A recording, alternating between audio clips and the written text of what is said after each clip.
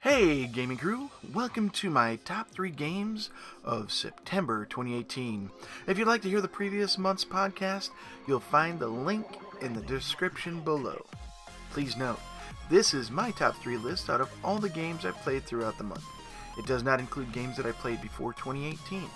The criteria I used is arbitrarily ranked with an arbitrary rating system and solely reflects my preferences. If you have a list of games that you enjoyed, that's great. Let me know in the comments below. If you think I'm wrong about a game I like and that I should have liked something else, please move along. This is my list and not yours. And with that, let's get going with September 2018. Please note that I will mutilate some names as I try to pronounce them. No offenses intended, and please forgive me for my mispronunciations. Hello, Wasteland! As I've heard on many an occasion from a channel on YouTube I frequent, today we're going to talk about our number 3 game of the month. This is the first post-apocalyptic game on the list thus far. You may or may not know this, but the post-apocalyptic genre is my absolute favorite. This game feels very much like you're working to survive and join a convoy to safety. What is it? Outlive. Outlive is a game designed by Gregory Oliver and published by La Boîte de Jeux. It hosts from 2 to 4 players, aged 14 or older, and lasts 40 to 110 minutes. I love post-apocalyptic settings. From when I first watched Thundar the Barbarian and the Herculoids, I was hooked. Mad Max, Road Warrior, Beyond Thunderdome, Gamma World, you name it. So long as it's PA, I will probably love it. This game is no exception. As worker placement, your scouts, variable player powers, your leaders, set collection, hunting animals, and area movement, your scouts. You move your scouts around the board in a clockwise or counterclockwise direction to stop on a space and partake of the resources you can find there. You can stop in the wilderness, an abandoned military base, a dam, 2 cities, fairgrounds, mines, and a wrecked cargo ship. Pretty much home base. Every space has resources from bullets to wood, circuit boards to water, damaged equipment, anti-radiation moss, mutated animals, food, in the form of canned goods, and survivors. It's one of your goals to obtain as many survivors as you can while building new rooms in your base. Survivor tokens fill in those rooms, and once filled, cannot be moved out. However, survivors can linger in the access hatch room and can move as soon as you build a room. Each room provides a benefit if all the worker spaces are filled. Even the access hatch room has a function. You can reduce radiation levels based on the number of survivors in that room. However, you have to have the food and water needed in order to feed your people. The access hatch room has a water requirement, and every room has a food requirement of some type.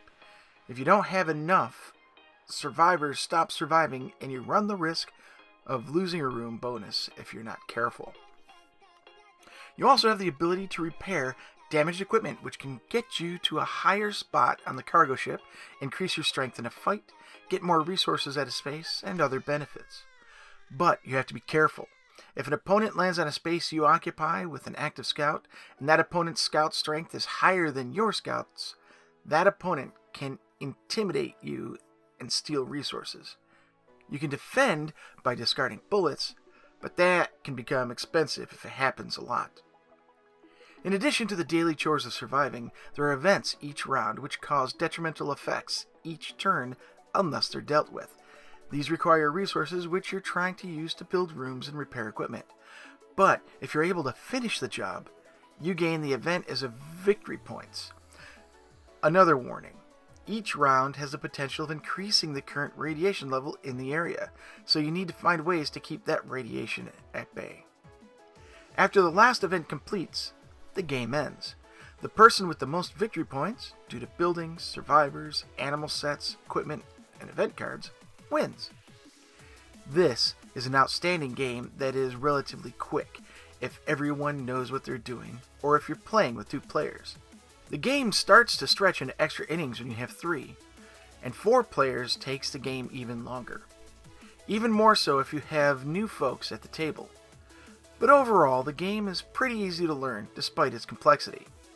This is a must-have game for any PA fan who enjoys board games of moderate to slightly higher than moderate complexity. It really does have the post-apocalyptic feeling to it.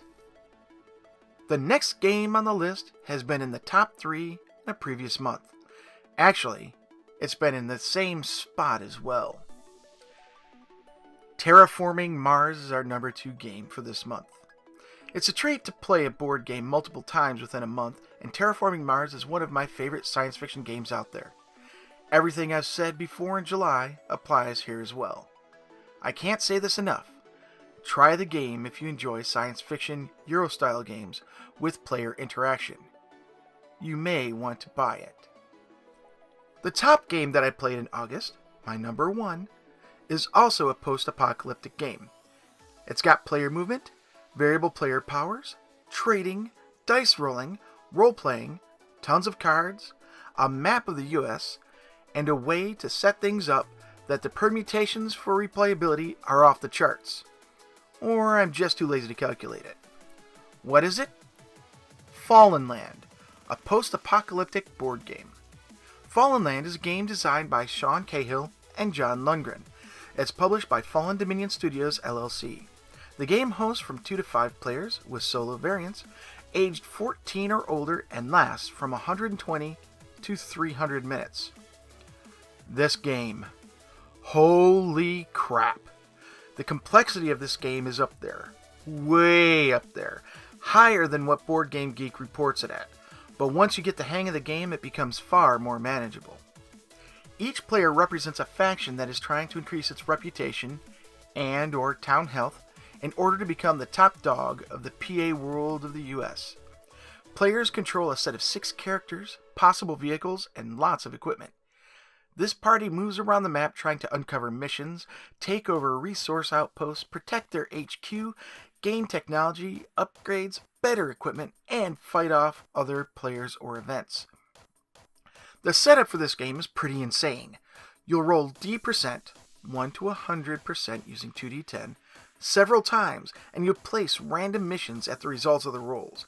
The players then try to move across the land attempting to complete missions while avoiding encounters with NPCs who want to kill you and take your stuff, or radiation, or natural events, or other players. Everything is handled through a skill check. Roll 1d10 plus ability per character associated with the current task, and try to roll a result equal to or less than the target number on the card. If you succeed, you gain a success. Any ability that is 10 or over obtains at least 1 automatic success. Any remainder after subtracting those 10 points, temporarily for the test, is the new ability score you must equal or roll under. If you roll a 1, you gain an automatic success and may roll again until you don't roll any more 1s. A roll of 10 is always a failure. This basic mechanic works for party checks, individual checks, or solo checks. With party checks, every character in the party rolls for successes and adds all the successes together to try and beat the target number. Solo checks are the same, except it's for one party member only. Individual checks means that everyone in the party rolls against a target number separately, counting only their successes against the target number each is trying to beat. This game is simply amazing. It's nice and complex, but not overly so after you've played a game or two. It has a lot of variability, replayability, and cards. Lots and lots of cards. But the sheer scope of the replayability is off the chain. If you're really not into RPG aspects in a game, this may not be for you. Though you can ignore the story or RPG elements of the game entirely, which may allow you to still enjoy the game. There's a lot of think juice going into this game as you try to maximize your turns in order to win. The first to 20 prestige or 80 town health wins the game. In the case of a tie, convert prestige into town health. If there is still a tie, the one with the most resources wins. Play the game once to see if you like it. It's long, so fair warning, but it'll be worth it in the end. And there you have it, the top 3 games I played in September 2018. I hope you enjoyed the podcast and that I may have inspired you to play some or all of these games and possibly even buy one of the ones I've mentioned here. Look for the next top 3 very soon. Until then, game on! And as always, this is Excalibur, and I am out.